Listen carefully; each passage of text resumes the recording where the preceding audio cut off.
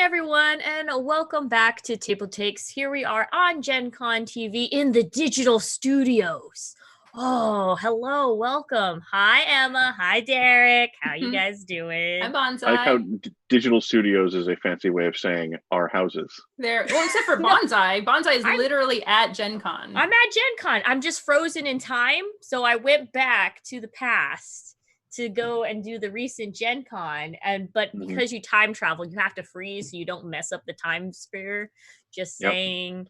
So that definitely checks out. It very much checks out. So, speaking of which, how is everybody doing with your social isolation if you're in Seattle or any other part of the United States? I hope you're having a good time. Don't forget to take your vitamin D pills. And most importantly, we have some important updates that will be affecting the gaming industry. Derek, any more about what is going on? Any more about what is going on? Well, if anybody's been following the news, everything right now is being affected by coronavirus in just about one way or the other.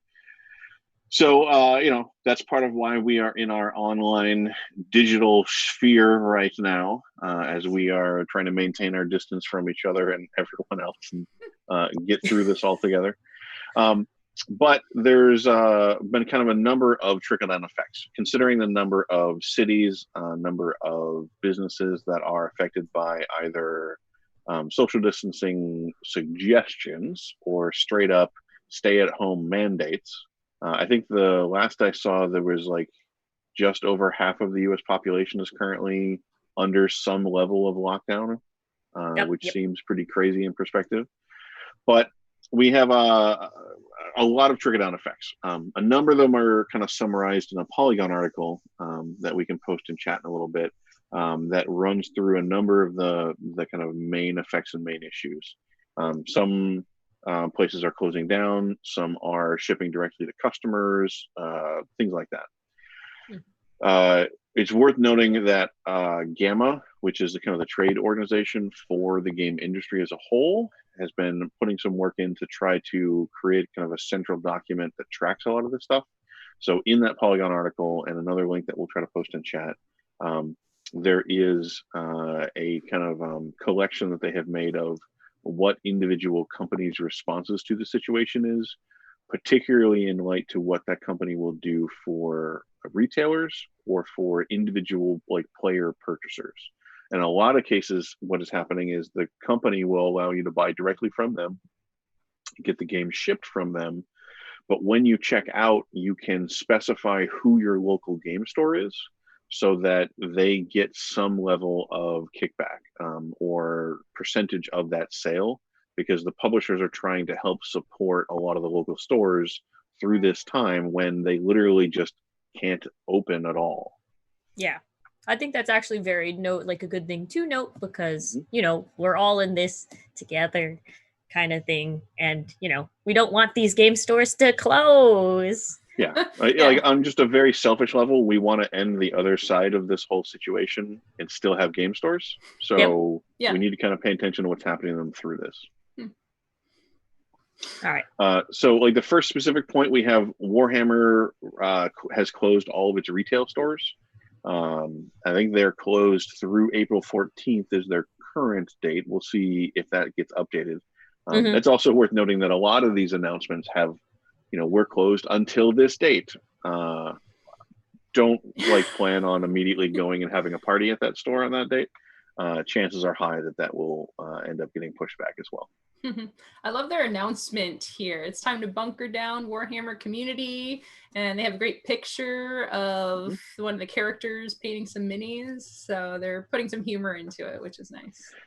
Yeah, it's kind of funny. The Games Workshop has used this opportunity to actually go on Twitter for the first time in quite a long time. So they have a Twitter account now. And they have taken their Twitch account, which used to have all of their back catalog videos as subscriber only. They have opened those up for anyone to view, so you can go back and kind of view older interviews or streams with painting streams, tutorials, stuff like that. So they're trying to give people a wealth of content to catch up on. Oh, nice. And then so what are these? So Warhammer is not the only one that's being affected right now. I think there's also like WizKids has some announcements going on. If I can go ahead, I'll go ahead and take this. So WizKids just announced that they have canceled events that are included in Q2, Q3. I don't, is this like the fiscal events that they're talking about, or just the time frame for these quarters? I think it's the presence at a lot of shows. So Origins Game Fair has delayed decision on their event, but already organizations are starting to drop out of that. So for WizKids in particular, they've already canceled their Origins presence and UK Games Expo presence. All right.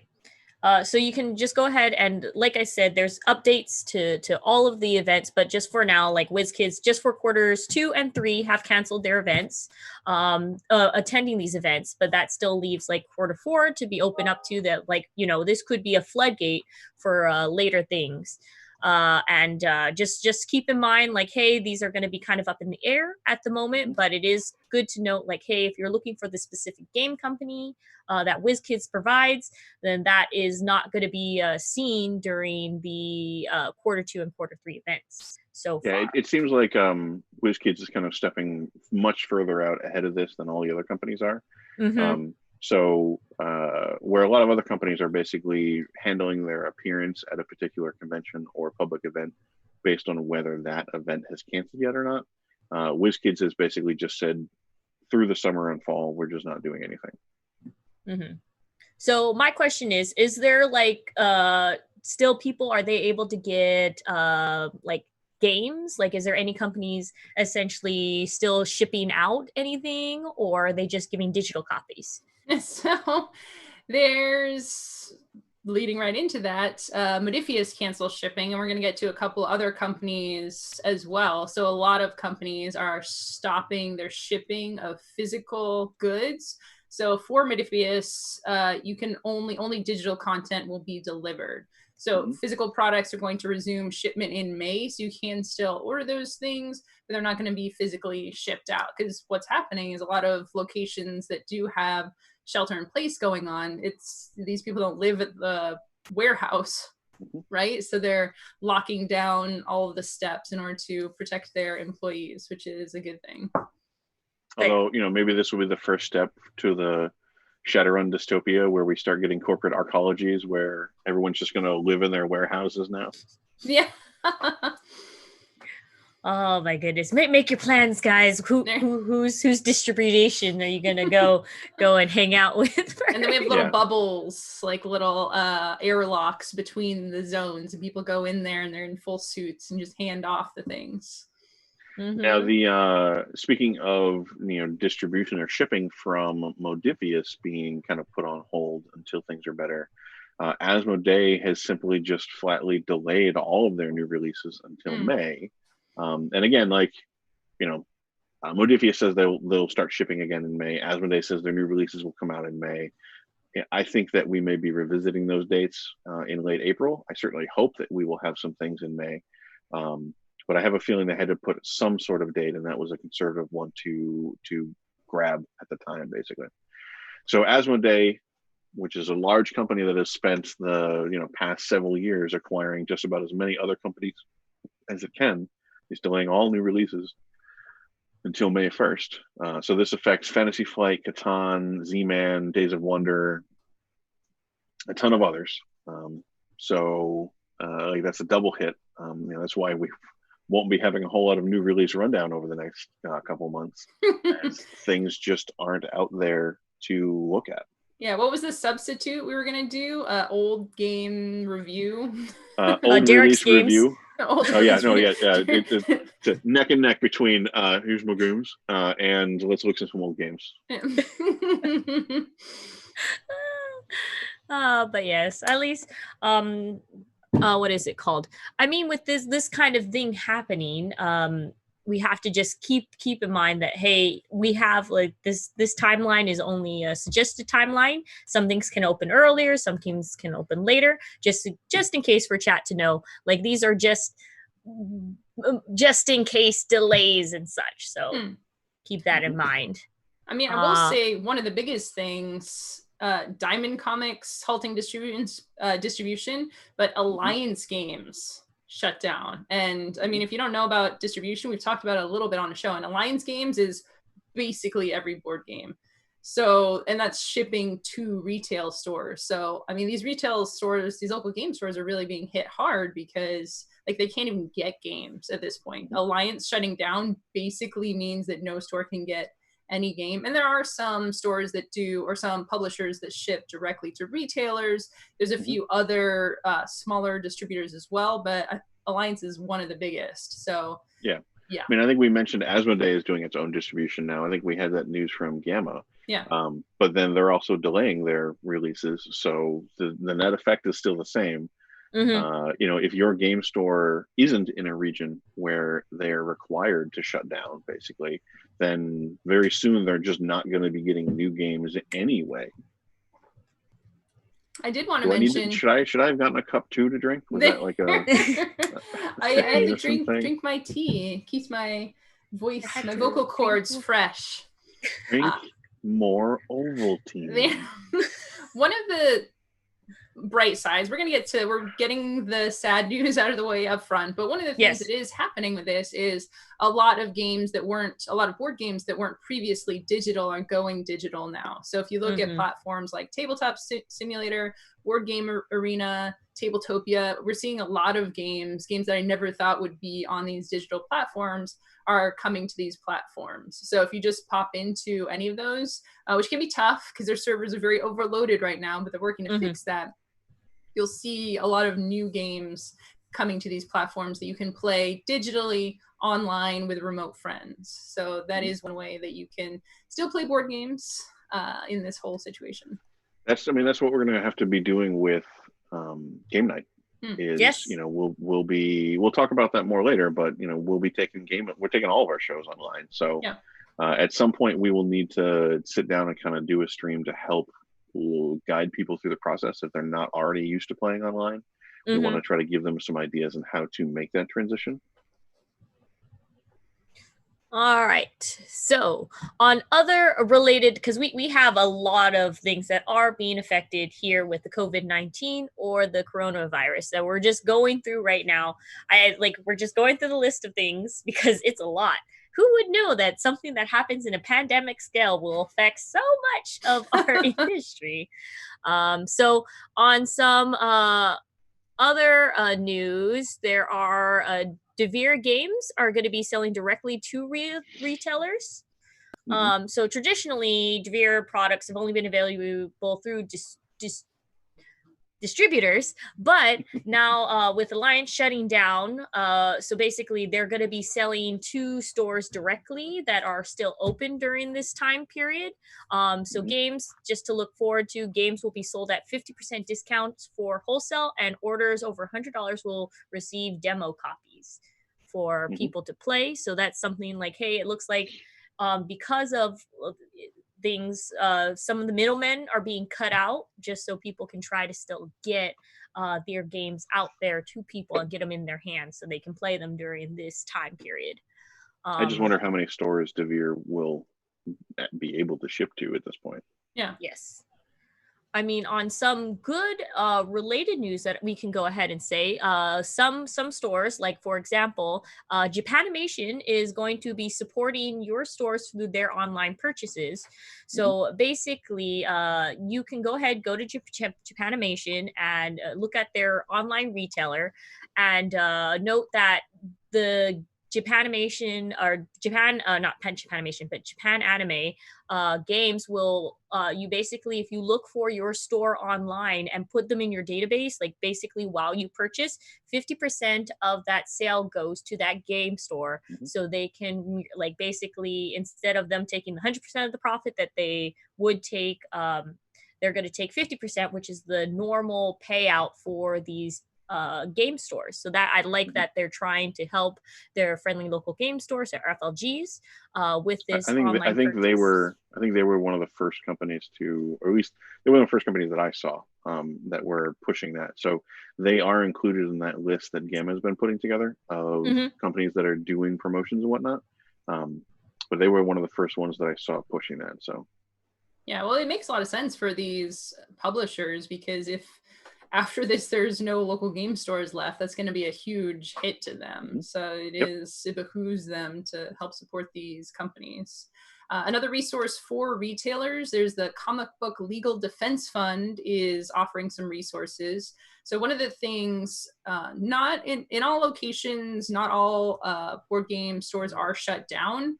So there are stores that are doing either pickups, or they're getting into the delivery business, because delivery in a lot of places is still something that's considered essential. So these stores can still get out and find new ways to transfer over to being an online retailer, basically. But it can be very tricky. So these resources are really great with things like webinars, seminars. They're going to help people transition. Because I've been watching on Facebook and other places where the struggle in action of these stores trying to get to a place where they can sell gift cards, do pickups and deliveries and other things to try and keep going for a little longer. Yeah, I think some stores have taken kind of very interesting approaches, because I think that, again, depending on the region you're in, you might be on a lockdown of no one can go to work, or it might be you can't have gatherings of certain size, or the stores need to be closed, but you can still do work. Like, there's varying levels, which is perhaps kind of part of the problem of why the virus is still spreading. But some stores are doing, curbside pickup, where you can order online, go pick it up. Some of them are delivering them to you. I think some friends of mine just opened a board game cafe in Chicago where they're doing food delivery and game delivery. That's really cool. Oh, nice. So you can buy food and some games, and then I believe they're also having their staff on video chat to teach you how to play those games. Yeah. So, for stores that have the ability to do stuff like that, it's great for them to kind of step in that direction. But not every store is going to have the finances to kind of weather through this time with such reduced income. Well, I like to see the innovations that people are going to be taking with this. Like, it kind of is kind of fun in a way that people are like, all right, put the card on the trolley and we'll pull it back to us. And they scan it and then push your games out like a little like money. Put it through some sort of disinfectant airlock. Yeah, disinfected airlock. It would be like those game teller stuff, like psh, psh, like you get everything like power locked and steampunky kind of, or like, it is a really tough situation, but I mean, and there's a lot of stuff going on that some might say is, well, why are we even thinking about games? Now there's so much more going on, but I've seen so many stories of people, so many pictures online of people playing board games, and we do need to survive, but board games right now are providing a lot of solace for people. And just, I'm seeing more people than ever connecting online and playing. Just One has been a big game that people are playing with their webcams. And other people have setups where they have cards going on. My friends are doing Commander online now. So like people are still connecting over board games, and it's helping people to not go crazy. So that's valuable. It's interesting to remember that some games are particularly suitable for being played online without any special tools. You just need a webcam. Magic is a good example. Like, I think any other game where the two sides bring their cards or their components to the table and they don't have to rely on positioning. Like, miniature games are tough, but Magic or other trading card games or competitive card games are relatively simple. You might have to remind people what your board state is, but you can still get across that, especially in a casual friendly game. There are also a whole other category of games that have no hidden information, like co-op games. Like, ironically enough, Pandemic is entirely suitable to play online. Yeah. When my wife was in Ireland, we spent a fair amount of time, like the way that we spent time together was video games. We played, a lot of Minecraft, a lot of Borderlands. But in addition to that, we also played Pandemic and other cooperative games that didn't have hidden info, because, we could have one person set up the board and manage the board, and then the webcam could just look at the board so that the other person could figure out where they wanted to go, what they wanted to do, and stuff like that. So there are ways to get around it, even if you're not particularly tech savvy or you know, you don't want to jump into Tabletop Simulator, or the game you want to play doesn't have a digital adaptation yet. Yeah, and using Skype and Zoom, which is what we're using now, is a great way to get multiple people in from different locations. Great. Well, so a couple other like high points to maybe hit for you know, some of the general news is that, you know, Origins, I think we were talking about, they have not announced whether they will be canceled or postponed yet. So currently they are still on track, but they've said that they will make kind of a final decision on May 1st, I believe. You know, some of the other companies like Atlas Games, Gale Force 9, I believe, are included in that. They've made their own announcements of how they're supporting players and retailers through this. I think they're included in the GAMA list. There was an article that, you know, 100 million people are currently on lockdown orders in the US. But I think that number has now grown to 175 last time I saw. I don't know how confirmed that is. You know, GameStop has closed all of its stores. Wizards of the Coast is moving online. Finally, Wizards of the Coast is moving online. And I think actually, you know, our last couple of notes, Emma might want to take those, are about some of the stuff that Wizards is doing. So to get into the Wizards stuff, the qualifiers and Premier Series events are suspended. I think we talked a little bit about that last week as well. So all events prior to May 10th. So they're looking all the way forward to May for these things. So that's including events in Copenhagen, April 30th to May 3rd, and Charlotte, May 7th to May 10th.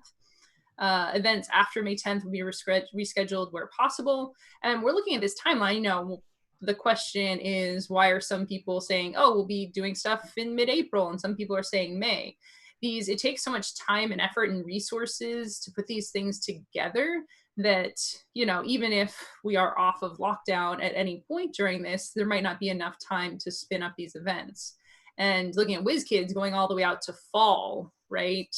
They're looking at, you know, how do we consolidate? How do we pay for all of these things? So we're really going to see ripple effects all the way down the chain. Some of these Wizards, these Magic events in particular, will potentially go online. So they haven't really announced their professional events, what they're doing with those, but there has been a little bit of talk of doing more of the events that would have been physical on Arena. I was like, when do I get to the good news? Well, some mixed news, I guess I'll say. Wizards of the Coast is changing their release for Ikoria, which is the new set that's coming out. So the physical release is being delayed by 3 weeks. So online is still going to be on time. On Magic Arena and on Magic Online, you're still going to be able to get the new sets on April 16th. So that was the time they had originally announced. Usually the physical pre-releases are done a week after that, but they've actually been delayed until May 15th in the US, and some different times depending on what region of the world that you're in. But that's pretty fascinating, right? To be delaying the physical cards for so long. And that's just because, again, a lot of these things, the distributors are shutting down. So you will be able to play the cards on these digital platforms. We won't be able to get the physical ones for quite a while. One of the interesting things is local game stores will be able to run tournaments through MTG Arena. We haven't seen a lot of news for exactly how that's going to function, but it looks like this is the first time that local stores have been able to directly interface with Arena, I think. With Arena. Yeah. It's very fascinating to see. Again, we have no idea what this is going to look like, but apparently you'll be able to give money to Arena, and some of that money is going to go to the local game stores, which I'm really excited about just in general, because I play a lot of Arena, like a lot. And I give Wizards a lot of money through this, and it costs money to develop, but they're basically printing money through this program. And, you know, I do maybe do fewer physical events because Arena is more convenient. So to have some of that money going to my local game store, very excited about that. The other thing that they're doing is online FNMs, and they're very clear that these are going to be limited time. I think, again, they don't want to eat into the local game stores, because FNMs is such a big source of revenue for a lot of these local game stores. So they're not going to be doing them forever, probably. They want to make that clear, but they are doing them now. So what's going to be happening with those is no fees to enter, unlimited plays. It's going to be on Fridays. Through Arena, at least, they do limited time events. So over Friday, you can do these events. Yeah, and what's really interesting about this too is they're trying to tie these FNMs to local game stores. Yeah. So if we, I think we have a link to post for this, and it's a little janky right now exactly how all the pieces go together. Yeah. Basically, you enter the event, you take a screenshot, you post it on the social media for your local game store. And if the game store is doing this event, then they'll get you some special sleeve codes. So right now how they have it set up, there's quite a few steps, but they are working. You know, they are trying to get something in place. It takes a while to make big changes to software. So hopefully we'll see this be a little more streamlined over the next couple of weeks. I think the key thing there is contact your local store because they're a much smaller group. Like you're going to want to reach out to your local store anyway to find out what they're doing during this and how you can help. Yeah. What you can do to kind of get them through this so that they're still there when you're allowed to leave your house again. And check with them to see what's going on and get the directions. But what it boils down to is that there's a different card sleeve back, I think at least for the next 3 weeks. I don't know if they've announced anything past that. But for the next 3 weeks, each FNM online will have a different unique card back. And you go play in it, you send your local store proof that you played in it, and then they can send you the code to unlock that card back. Yeah, and with social media is probably the best way. So Facebook, Twitter, a lot of stores, because they can't do anything else, they're pretty active on these social channels. So that's really good. And FNM is actually up now. So if you go into Arena today, they have an FNM event. This one is pretty limited. It's not your typical standard draft FNM.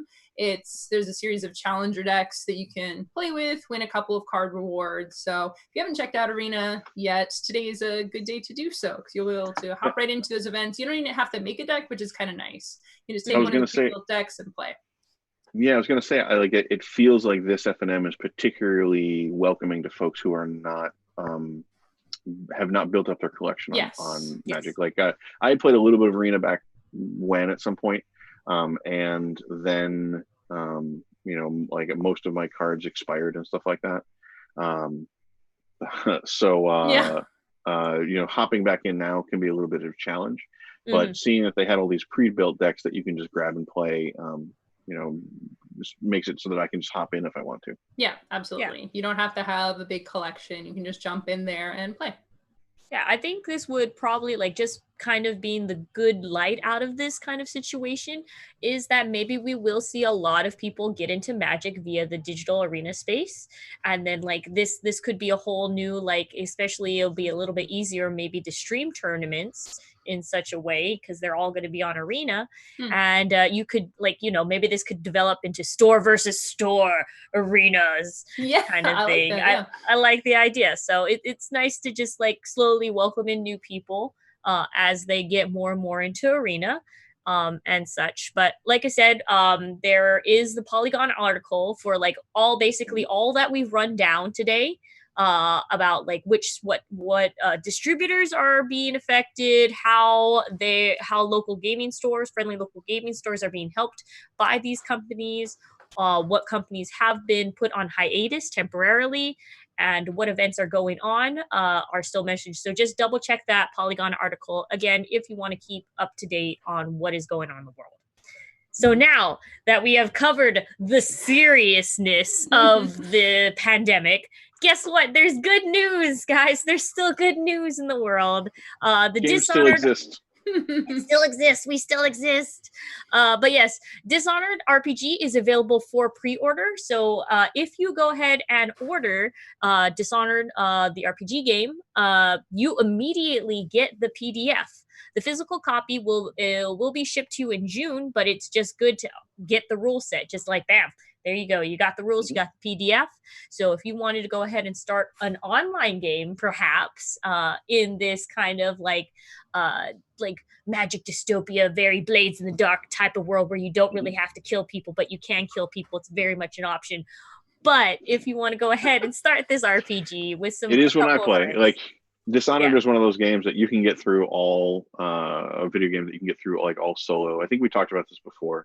When we originally kind of had the announcement. You can do it pacifist, but I have never had any plan work past, oh shit, just stab everyone. Stab. But yes. So any other good news, Derek, on your end of the world? Yes. So in the continuing trend of stuff that we've talked about that is now out, Chaosium has released an SRD for BRP. Which is a standard reference document, I believe, for basic role playing. So BRP is the system that Call of Cthulhu runs on. So a lot of you may be familiar with it, even if you're not familiar with the name. So now you kind of have this open gaming license, although it's not exactly the same as the D20 license, that you can use to make your own games using that system. But you'll want to be careful because there are certain mechanical elements like sanity and some of the stuff that they've used, I guess, to like combine attributes and augment them each other and stuff like that, that are specific to some of the games that they've released that are not included in this open license. But if you're looking for kind of a general license that has a lot of history behind it, or you just want kind of a just the rules kind of reference for your Call of Cthulhu game, having them come out with the SRD is very interesting. I mean, the D20 SRD affected so many games in release format, in rules, and all that kind of stuff, that I'm really hoping that BRP will do something similar. Okay. Very, very cool.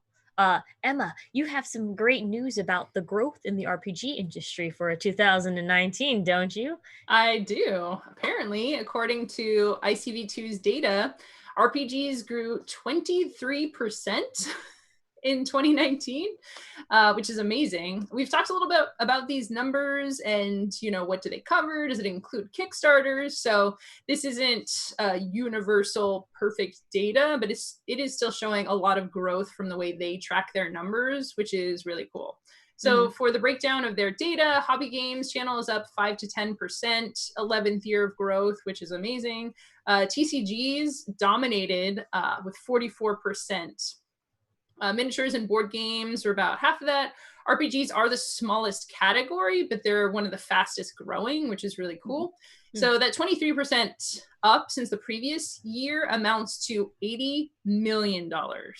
So yeah, that's the smallest piece of the pie. $80 million. But that's a lot of money. So ICV2 is reporting a couple of factors related to that. Pathfinder 2nd edition, which is very exciting. Shadowrun 6th edition, both very strong. There's a low rate of new D&D products. There wasn't a ton of stuff coming out for D&D, but it does drive a lot of sales for dice and accessories. So those people who play Dungeons and Dragons have a lot of money, apparently, and if they can't put it into buying actual D&D books, they're going to funnel that into getting all the fun stuff that goes along with that, like just itching to invest and build out their ownership of this hobby. I hear people want dice.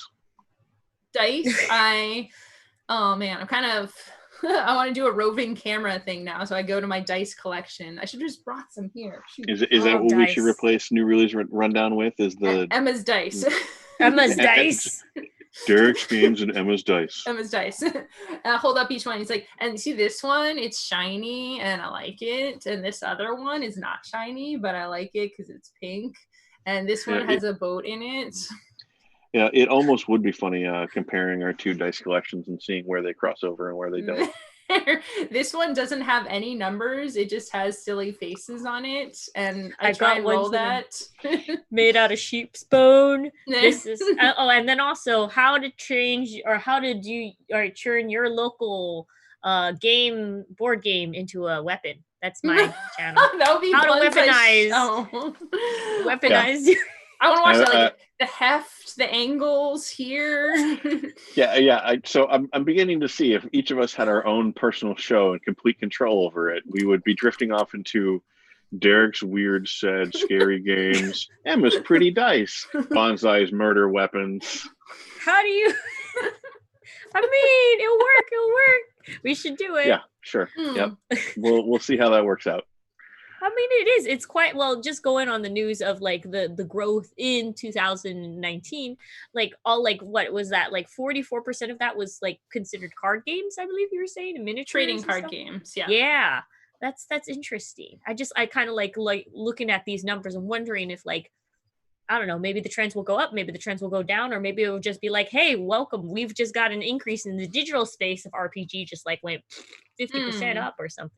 Yeah, well, I mean, if you look at Magic, if you look at Pokemon, people just buy that all the time. So for say for my stuff, for me playing role-playing games, I buy some new books. Like, I bought a lot last year because I was getting more into it and reading and comparing all the different systems. But for Dungeons and Dragons, you know, we got the Player's Manual, we got the Xanathars. Actually, I got a free copy of Xanathar's Guide because it was printed upside down in the cover, which is pretty cool. Yeah. But yeah, like, once you buy into a lot of those things, you don't necessarily have to buy them for a long time. But with Magic, with trading card games, you know, just every like, I go to every pre-release and I buy stuff there. And sometimes I just buy one of the bundles for that because they have bigger dice. Now they have big dice, which I could show off if I had my dice, where they're like this and they're like really cool colors. So the foam it's all ones, about right? the dice. The dice. They're, well, in the bundles, they have the spin downs. They used to just have the regular ones, but now they have oversized spin downs. So yeah, I buy a lot of bundles for those dice. But it's kind of ongoing purchases. Like, it's really monetized pretty heavily. Okay. Oh, you mentioned something about D&D. Can I interest you in more news about D&D? Absolutely. Let you know. New D&D Unearthed Arcana basically has come out, dealing more with spells and magical tattoos.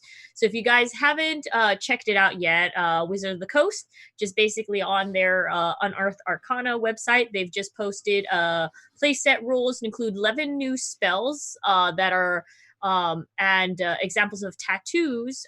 10 of the 11 spells are summoning various different planes, plane spirits and such. So this might be a hint, maybe more planes related D&D books. But on the other hand, Magic, they've just been also tapping into the Magic RPG kind of thing. So it might be, I know Derek is more, give me more planes. And Emma's like, ooh, more magic stuff. So it could be 50-50 on this, or it could be both. I'm happy to find a compromise. You're a combination of like D&D. This is how it merges Magic together with the lore. Yeah. Fine with me, but you know, I've held out hope for so long that I don't want to start hoping again just to be hurt. Wait, so Derek, you're saying you're going to make a deal, you're going to negotiate with me, and totally not going to stab me in the back, right? Yeah, exactly. Why would I stab you in the back? Suspicious. You need a place to put your dagger. Where else are you going to put the dagger? You know, no, I didn't have a sheath, and you were right there, so it's just inconvenient. It's just convenient. Convenient sheath. But like I was saying earlier, magic tattoos are also provided. Depending on how much the spell is or how strong the spell is, you can get a little tiny hand tattoo, or just like if an ultimate spell is just like all over your body. So they do make a note of this, is that the tattoos have to be magically imprinted in needles. So some people could just have fake tattoos, be like, look, I'm dragonborn kind of thing with it, but not actually work. They also make note that, hey, this doesn't have to be tattoos. You could also, like, for those people who are like, yeah, it only, if it doesn't state into the rules, then it's not real. It also like affects brands, birthmarks, scarification, like scale patterns, body modification and also, in general. just body modification. It's one of those notes that, like, a lot of GMs would just be like, I mean, of course, like, you know, if a player's like, hey, can I have, you know, bone pierced through my, you know, arms or something like that instead of a tattoo, a lot of GMs would be like, sure, fine. Yeah, that sounds but cool. I think a lot of GMs would also be like, well, it doesn't say you can in the rules, so it has to be a tattoo. So it is nice for wizards to call out that, like, it's okay. You can reflavor things and re-skin them. I'd say I'm very excited about this. My DM is pretty forgiving about stuff. We're going through a gladiator arc right now, which is really exciting. And I really want to get like team tattoos or something. We got team pendants, which was cool, but just having like a whole tattoo scene would be really cool. I don't know if I get branded. What? Get each other's faces tattooed on you. Like team photo and just have it paste, and then our bonds become stronger. I think that sounds really fun. I'm excited. That does. Hopefully, hey, Emma's DM, you should let her do the tattoo thing. Just letting you know. Yeah, Eric, I'm gonna send this clip. So then I think the final bit of general kind of tabletop news is wild speculation, because Adepticon, a bunch of other miniature conventions were canceled, and I believe that Games Workshop had plans to make some announcements, and now they don't have a venue in which to do so. So tomorrow there's going to be a big announcement online for Warhammer, and I have no idea what the hell it's going to be. All I know is that it's happening at 10 a.m. So 10 a.m. Eastern at least. So everyone should probably check that out. Yeah, but we could speculate. Maybe it's the kittens that everybody wants, cute creatures. Maybe Joy is coming to the Warhammer universe. Maybe that's the big announcement. That's my speculation. So here's the thing. I mean, it's wild speculation. I have no evidence to countermand that, but I'm going to guess not. Probably not that. Oh, no, the Emperor is going to wake up. Oh, maybe they're doing like a My Little Pony crossover, like Magic did. That could be a thing. Yep. It's that also entirely possible. Extremely unlikely. I deeply doubt it. So I would not put money on that. No. What if the Emperor, like his husk, like they discovered that his, like, because he's in dormant state, and then it looks like it was a husk this whole entire time, and he's a butterfly, and he's emerged again. As a butterfly, emperor. Yes, tiny butterfly emperor with butterfly wings. Yes. Well, seeing how a Mortarian, the Primarch of Disease and Decay, has giant moth wings. Yeah, sure, confirmed. Yep, definitely the situation. Confirmed. Oh, Derek, are you looking in chat? Now Warhammer can be grin dark. Grin dark. Derek is so happy right now. I mean, I approve of the pun. But I think, like, we already have Grindark. If you look at the Poxwalkers, they're so happy. They're so happy. Are they? They look at their faces. They're smiling real hard.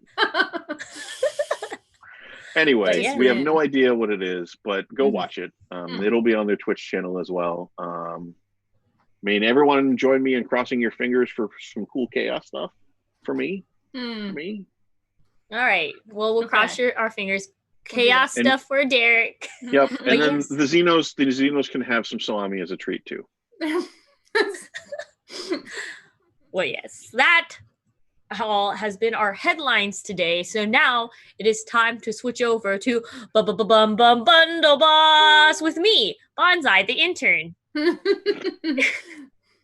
So yes, if the you guys usurper. The usurper, I am the usurper, Bundle Boss. Hello, welcome. I have purposely sabotaged internet access from Christians, so that's why I rule now. No, just kidding. But yes, so Bundle of Holding is having the solo game collection being put. So it's a collection of solitaire role-playing games, board games, and miniature games that will give you lots of time to just, if you want to play with yourself, there you go. Wait, okay. So like if you want to play games by yourself, you can go ahead and play games, but also they're all print and play kind of PDFs, rules designed for one player or several work as well, depending on the game. The first tier at $7.95, Exiles of Wicked Maze, 5 kicks from the Zone of 5 Men at Kirks of Games. Weasel Games? Yeah. Kirks of Nordic Weasel Games. 5 kicks from the Zone and 5 men at Kursk from Nordic Weasel Games. Okay, there you go. Thank you. Words. That's a lot of words. Old West Solitary Adventures, and then Tomic's, Old West Solitaire Adventure games based off of Kenzer and Company Ace Flights and Eights called Bad Day at Buenaroca. Sorry, these names are hard. Board games of post-apocalyptic allergies, Mutant Mega Bloom, Sean Tompkins' Ironsworn. So Ironsworn is one of the ones that you can. Ironsworn, I think, is worth particularly calling out in this collection because that, I think, is the solo RPG that's getting a lot of attention lately. In particular, Adam Coble has been running a lot of it on his channel. I think he did kind of a first look and really seemed to fall in love with it. I haven't watched his episodes, but I've seen him get a little hyped about it. So, if you are wanting to kind of dip your toe in and see what solo RPGs are like, this seems to be the way to do it because you're getting one of the more prominent ones currently, as well as a number of different approaches as well. And then for $20.13, you get if you upgrade to the $20.13 one, you get the Solo Quest Adventures from Kenzer, Blood by Blood or Brothers by Blood and Fallen from Grace.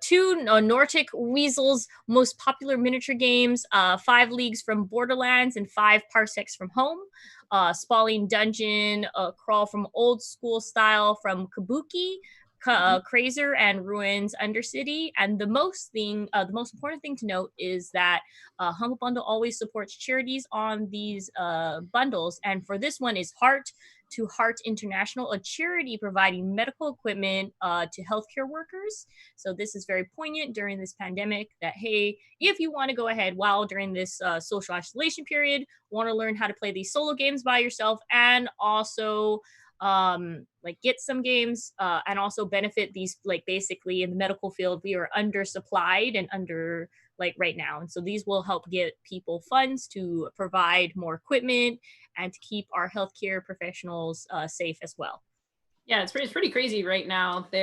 My local hospital has sent out emails asking for donations of personal protective equipment, PPE, and even just money to keep them going. So I think a lot of us who are isolating don't necessarily see the effects at these hospitals, but they really are running out of equipment. So this is a great way to help support them and get them the equipment they need to not die. Yes. It seems ridiculous to me that the news reports of one or another large company will donate 750,000 masks or something like that, and I'm just how and why did the company stockpile so many masks? I guess there's a whole I'm sure there was a reason to do it, but there's just a whole level of first aid preparedness for companies of that scale that just never entered my mind.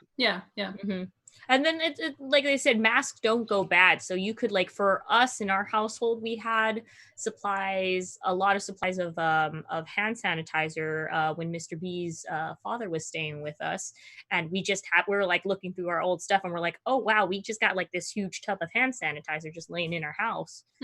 These things don't go bad, so sometimes you just hoard and accumulate it over time, like I did. Basically, I have this for 4 years, kind of thing. So that could be also the case as well. So, and but also, guess what? Now that has been bundled, so now it's time for the Kickstarter Queen. We are not worthy. Well, no, I think you are. I think that's the point of the Kickstarter corner, is that you are all worthy of backing these Kickstarters. I feel so special. Well, the first thing that we want to say is, I don't know if everybody saw the news, but Kickstarter has allowed projects to take a week extension during the lockdown and crisis. So we're going to talk about, we give end dates for Kickstarters to tell people when to go back to them and stuff like that. But just keep in mind that for some projects, that's going to be a little bit fluid. And that, you might go check a Kickstarter and might have a later date than we had announced when we did the show. As 2 examples, Kickstarters that we covered last week, the Deadlands audio collection and the Vampire Masquerade Vendetta card game, both of those have been pushed back. So they're both still active, I think, as of now. I'm not positive, but I think they're still active. Mhm. So if you missed those, you can hop into them now. The ones that we're going to jump into now might go a little bit later, but I wouldn't bet on it. I wouldn't bank on it. All But right. I think Bonsai has the first one that we're going to start off with. I do have the first one. So Kingdoms, a Zine of generational proportions, has hours left. It is going to be ending Friday, March 27th. You basically get to lead your civilization, birth heir, slay beast over generations and conquer the sunless world. If you ever wanted to play a kingdom-based, like dark role-playing game that's a little bit of a mix of civilization, Crusaders, Kings, and Monster Hunters, this is a game probably for you. You basically follow a group of people that is your designated people. And watch them slowly grow. So, for example, for the mix of civilization, you go and try to, not all of your heirs are going to be like stunning warriors going on the battlefield. Some of them can be kind of, so you got to go ahead and balance people out in that case. And then you make alliances, you conquer areas.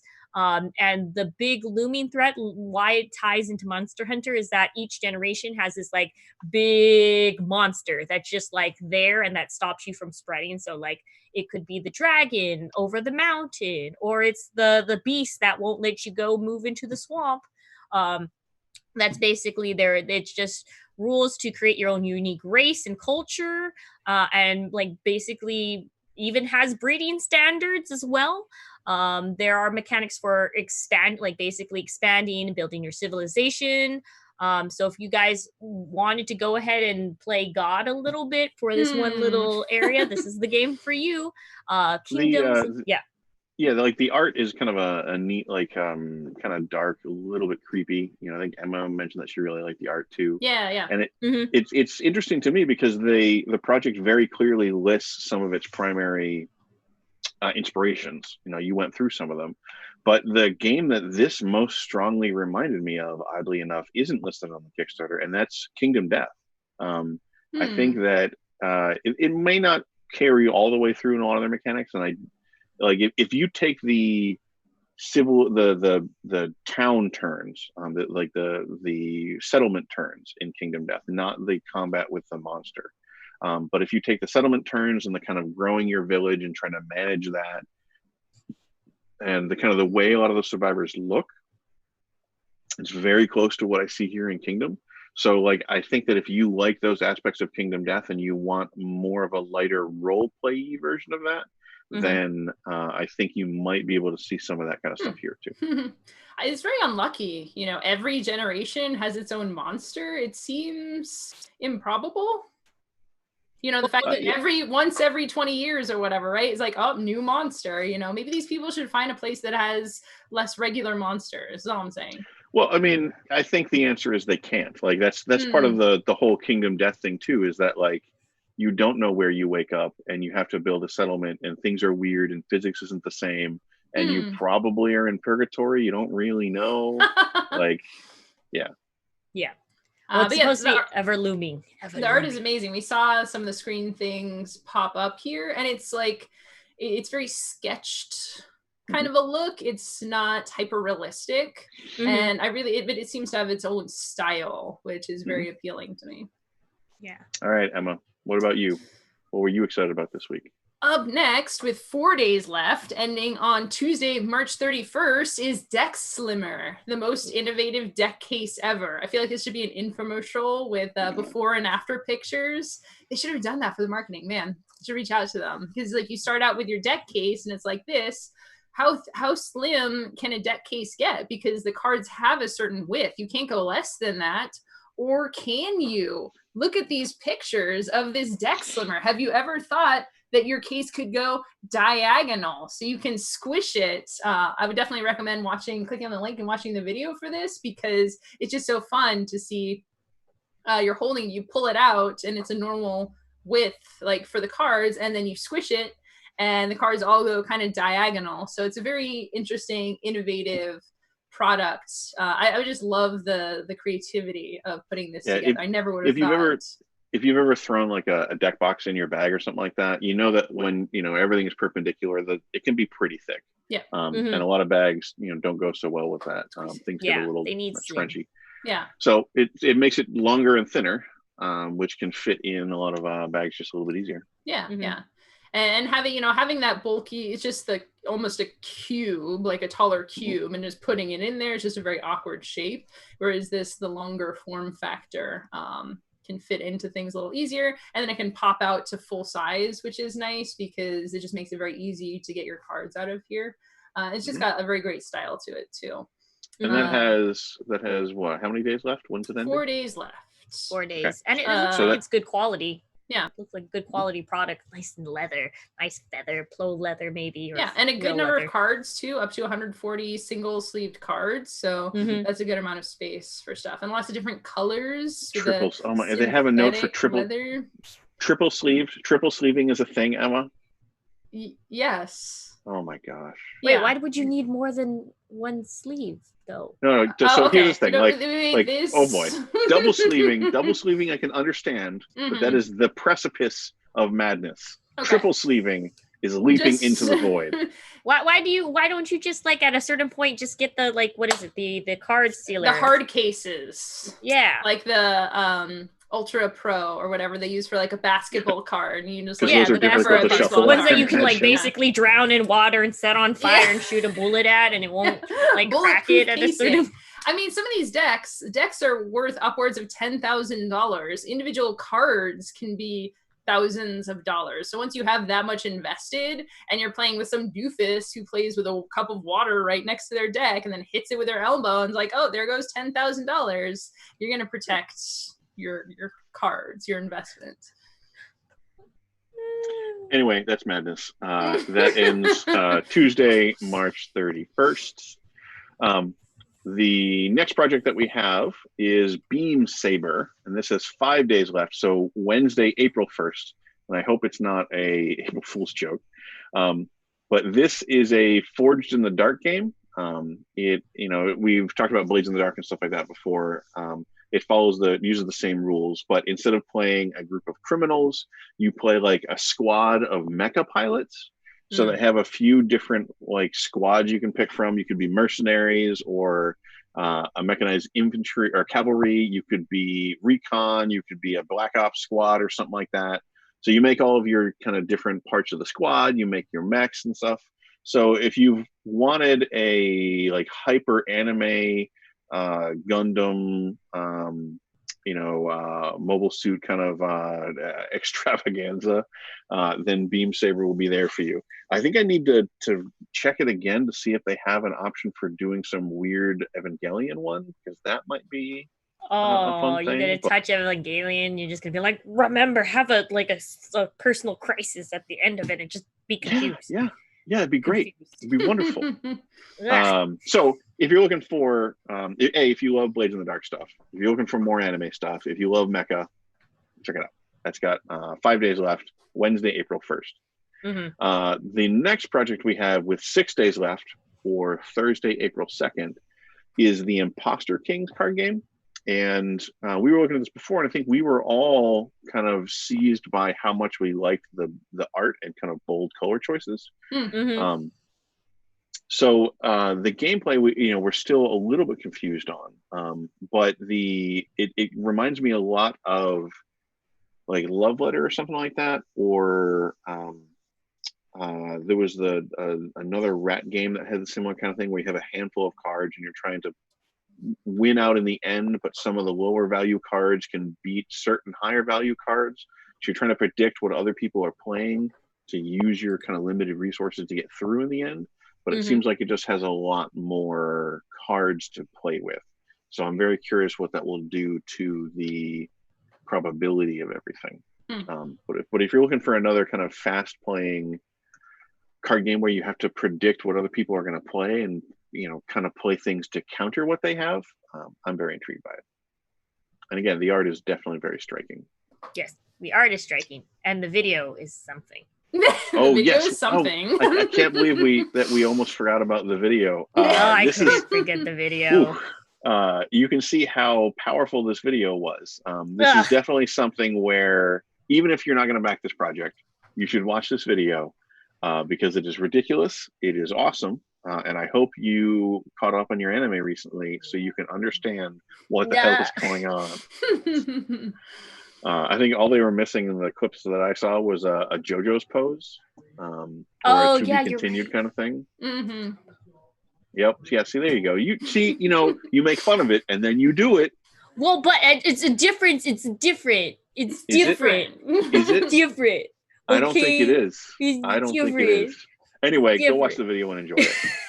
I think it was something that I don't know if Marcus was there when we were taking notes. Marcus, our production guy, we watched it and we're like, this is a video he needs to see. But he may have stepped away when we were going through that. All right. So Emma, what about our next project? Up next, we have Mind Management, and that's the abbreviation MGMT. So if you're looking for it on Kickstarter, well, click the link, but you're going to have to spell it correctly to make sure you find the project. The Psychic Espionage Game, quote unquote. 6 days left. It's ending on Thursday, April 2nd. I was looking at this and I had actually seen it in play briefly at a convention last year because the art looked very familiar. It's got a very fun style to it. So this is going to be an asymmetrical hidden movement game of clever deduction and teamwork. It introduces the new shift system. So the people plot out their moves on a secret map behind their little mental screen, ensuring they never step on the same location twice. And the recruiter is motivated to move to locations that have a feature matching one of the 3 feature cards they drew set up. So that's going to be the person who's doing the secret hidden movement. And the rest of the players are rogue agents. They're going to move. They have a number of different abilities that they can use. If they think they're on the same location as the recruiter, they can take a capture action, and that's how they're trying to win the game. And recruiter wins by collecting 12 recruits to their cause or by running out the clock and evading capture for 16 rounds. So classic hidden movement. If you haven't played one of these, it's a lot of fun. It can be very tense. I played recently Spectre Ops and played other ones. I guess Fugitive is another one of that style. And these types, you don't realize until you're playing how intense it is and how each side feels equally tense. If the hidden person is like, oh, I'm just hiding in the dark, I don't want anyone to find me, and all the rest of the people is like, where the heck are you? I've been to every place on this map. You can't possibly be anywhere. Yeah. Also designed by Jay Cormier and Senfun Lim, which are 2 awesome, well-established creators in the space. So if you're excited about that kind of thing, check it out. Also, the art is very fun and the style of it is very fun. Yeah, I was going to say the art is very, very nice. It's very unique. I think the box design actually was pretty unique too. It looks like it kind of folds out and keeps everything nice and secure. Yeah, it's very nicely designed kind of thing. I'm just thinking now, just thinking back to these kind of games and just getting mad because I like almost honed in on somebody and then they like juked another way and I was like, no, I only can see a little bit, like 4 squares in front of me. No, and I lost I see your footprints. I see your footprints. Why are you not here? I think that's a good mark of a lot of really good asymmetrical games, especially hidden information games. My cat really wants to come join the stream. I want to be on TV. Another good mark of a lot of these kind of hidden information games is when everybody feels like they're on the losing side. No matter what side you're on, you feel like you're kind of screwed. You don't really know what's going on, and how are you barely going to get through this? And when both sides feel like that, usually a mark of a really good game. Yeah, so the mark of if this is a good game, everyone is miserable the whole time while they're playing, and that shows that it has been I didn't say miserable. I said tense. I feel like you're getting screwed. Frustrated, annoyed. I did not use any of those terms. I feel like you're projecting your own feelings. Just saying. Yeah. Especially like Spectre Ops, there's a version where you have one of the people is a betrayer. And as tell me more. As the hidden movement person, you don't know who on the other side is the betrayer, and they're not helping you, and and then you lose, and you're like, who was it? I don't even know. This is a bad sign that I still don't know which one of you it was. And it was like, it was you the whole time, or I might have won that one. I don't know, but it was the whole time. I'm like, I don't know who's helping me. None of you are helping me at all. Wow, maybe they thought you were the traitor, and they didn't want to help you. But no, I was the hidden movement person. Everyone knew that. So, Mm-hmm. you have another project for us, Emma. Yep. Yep. Up next, with 6 days left, ending on Thursday, April 2nd, is Categorical. We're going to But post in the no link way there. spelled correctly, just to be clear. Yes, it's got a lot of extra letters in there. It's a trivial tug-of-war game and many other games. This is one designed by my friend Bez, who had a interesting deck of cards originally called the Wibble deck. Everything is with the 2 L's, and she's been working on this game and making some so many variations of different word games. There's cooperative games and 2-player games. And it's basically a game system that's developed using a deck of cards very similar to this. And with re-releasing new versions of it, each version has a very unique art style to it. One of the things that's cool about this is I was actually able to play with her and a bunch of people one of the versions of games that can be played with this deck, which is called Muckle. And it was a very fun, easy to play online word game where you had, I actually have my thing here. I'm going to put it on the screen. So you have 3 lines of text, and you can only put the letter on one of those, and you can only make words or cross out the word that you had before. So you don't know which cards are going to come up. You're trying to make words. You score the words and then free up one of your lines. So super fun. And these cards are all like what? Each card had like 2 letters on it or something like that. Each one has 2 letters. There's a frequency to it. Mm-hmm. So the top letter always appears 6 times in the deck, and the bottom one has a variable frequency, which has a number. So it's a very simple component. There's a lot you can do with it. And so all of the games that are kind of in this collection use that same deck. Is that right? Yeah. Okay. Ooh, cool. Nice. Yeah. So fun art to that, and playable online. And I believe that there's a digital version as well. So a print and play version that you can get right away. So, or soon. So you should check that out because it's something you can play while you're isolated. Great. Very Bonsai, cool. why don't you tell us about buildings, because I heard you all like the buildings. So hey, that Paris has 7 days left. Closing on Friday, April 3rd. Is like basically, you ever want to play a Euro game where you get to build Paris when it's just starting to get wealth and real estate, and you want to make buildings, you want to make it and build it and make it all, Paris knows the key to my heart in the 1900s. It's from Anastasia. It's the song. So it's just the Eiffel Tower, right? Or was that already built? That's the only building I know. And the Arc de Triomphe, for those who have already been there. It's the Arc de Triomphe. So you get to take be a wealthy real estate investor in Paris in the 1900s. It's your task to purchase various buildings in order to make profits, invest in development, and upkeep iconic landmarks. So it's actually a little really cool. It has all the little components to build your little France and French and empire. So if you like medium to heavy Euro games, this one is by Wolfgang Kramer and Michael Kelsing, and they're so it's pretty much got kind of like point sound. There's fast terms, straightforward gameplay. So it's if you're already into Euro games and building up your little landmark and monopolizing little parts of Paris, this is the game for you. So April 3rd, Friday, 7 days left. All right. So the kind of next project that we wanted to cover is one that I think will be dear to a lot of people. And this has 7 days left. So this ends on Friday, April 3rd. And this is a box set for Dungeon Crawl Classics, and it's the Greatest Thieves in Lankhmar. And if anybody's not familiar, Lankhmar is one of the kind of classic, archetypal, old, gritty street level fantasy setting. It's like fighters and rogues and thieves, as opposed to wizards and monsters and stuff like that. So this is a whole box set bringing that material to Dungeon Crawl Classics. So if you read any of the novels, I think there's been a couple different licensed games over the years. If you're a big fan of Dungeon Crawl Classics, this is a project I think you're going to want to make sure to get in on. If you want to do thieves' houses, guilds, street level kind of stuff, check it out. You got 7 days left. Friday, April 3rd, Greatest Thieves in Lankhmar. The next project with 10 days, so this is going to end on Monday, April 6th. this is Ascendancy.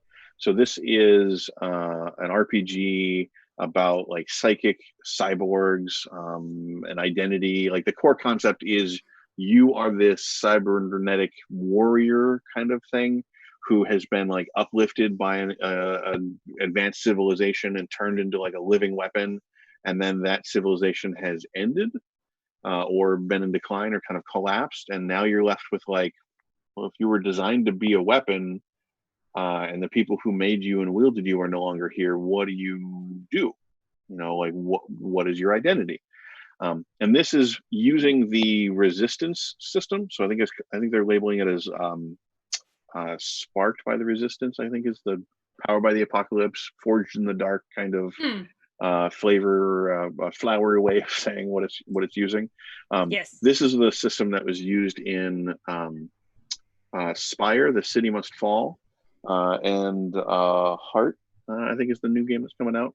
Oh yeah, the Heart, the when you go dive deeper, right? Yep. Yeah. But Spire is one of those games I think from last year that most captured my imagination, just because it was this awesome setting of like this not infinite but super tall like drow city that was under occupation by hoity-toity high elves, and it had some really neat kind of urban gritty cool stuff in it.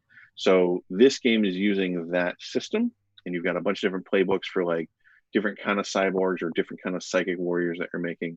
But if you like the idea of, I guess, you know, flippantly, you're all Weapon X, you're all Wolverine, you were made to be a weapon, and now what do you do with your life now? You mentioned your identity, also a born identity. I've never actually seen it. I think that's what it's about. Isn't he a weapon in that? Sure. Close. Kinda, yeah. Kinda. So that has 10 days left, Monday, April 6th. The last Kickstarter that we want to go over also has 10 days left, also ends on Monday, April 6th, but this one is a little bit different because it really needs there's also that. You can tell why I picked this one. It will be very clear in a moment, but it could really use your support because it's nowhere near its funding goal yet. Mm-hmm. So tying in with the solo RPGs that we mentioned, this is Bloodsworn, the solo vampire RPG adaptation of Ironsworn. And again, I haven't had a chance to play Ironsworn, but seems real interesting. I do like vampires. So I think that kind of was a match made in my peanut butter and jelly sandwich right there. So, you know, it doesn't have a specific setting. It's kind of generic. You can play whatever vampires you want. I know how I would adapt it, obviously, but go check it out. If you're into vampires like me, or you want to experiment with some sort of solo RPGs, maybe show them some love during this time and see if we can get it funded. So 10 days left, April 6th. Very cool. And that, my friends, has been our Kickstarter rundown.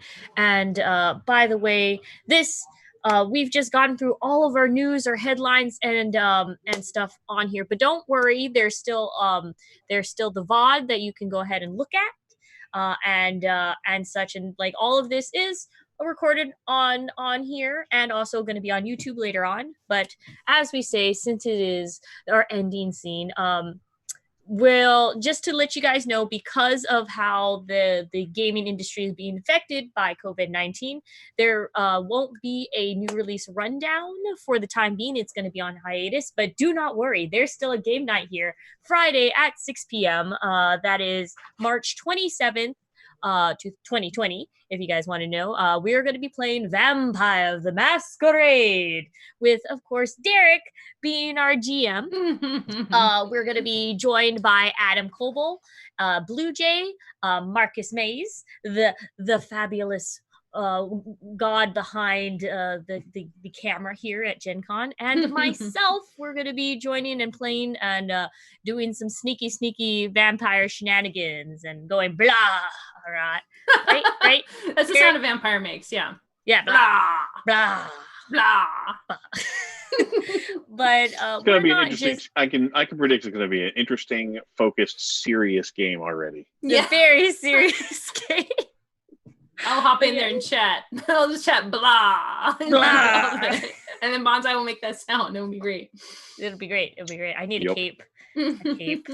But yes, so we don't just have TableTakes here. We also have a whole slew of shows here on Gen Con TV. So if you want Mondays, 6 p.m., Board Games with the Brothers Murph, they play board games with you. So if you guys want to go ahead and try out, like you're interested in a various game or just like really like board games and learning and knowing how to play them, go ahead and join them 6 p.m. Mondays on Pacific Standard Times.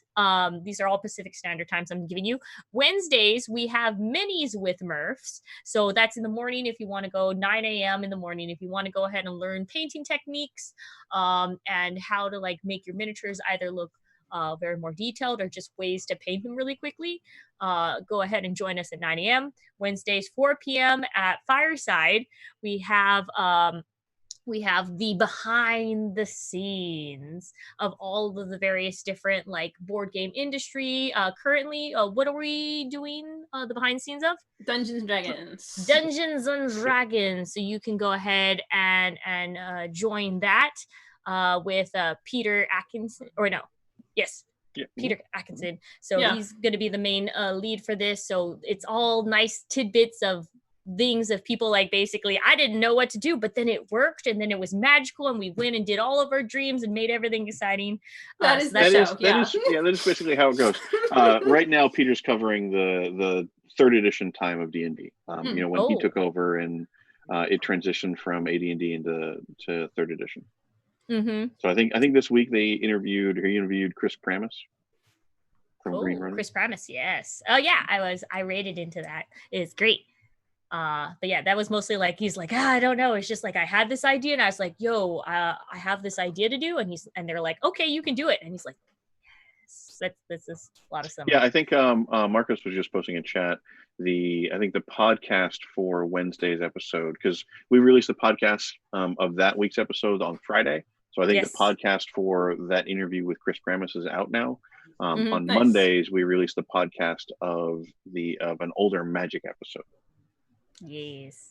But yeah, so guys, look forward. If you missed those shows on Friday, there are podcasts that you can go ahead and tune in, look into.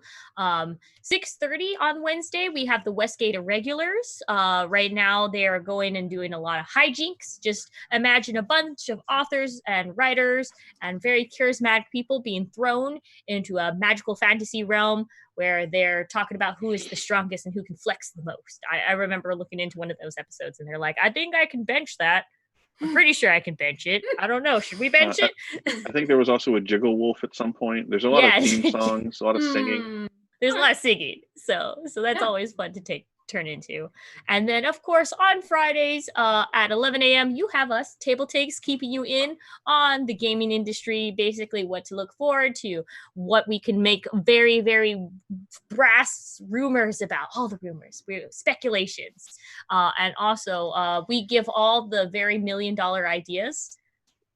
Yeah, all the $1 million ideas. And also, Friday, 6 p.m., game night. We're going to be doing all the game nights. So there's just lots of fun things to look forward to. Gen Con badges are still on sale now, so still plan to go do all that stuff. Have a big fun gaming convention.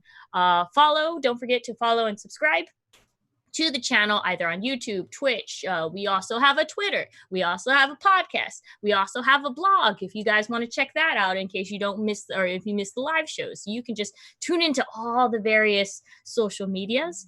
And we wanted to go ahead and thank you guys for sticking around with us, for watching, for being entertained by us, joining us in our little company and stuff. And thank you for all this virtual space. Emma, Derek, thank you for joining. And I will see you guys later this evening at 6 p.m. Vampire blah. Blah. Prepared. It's probably not a lot of Dracula, but I mean, I can't say no, I guess. I'll have to just prepare my yes and. Bonsai's character is going to be Dracula. I'm Dracula. All right, Bonsai doesn't get to play the Malkavian. Got it. Oh, no.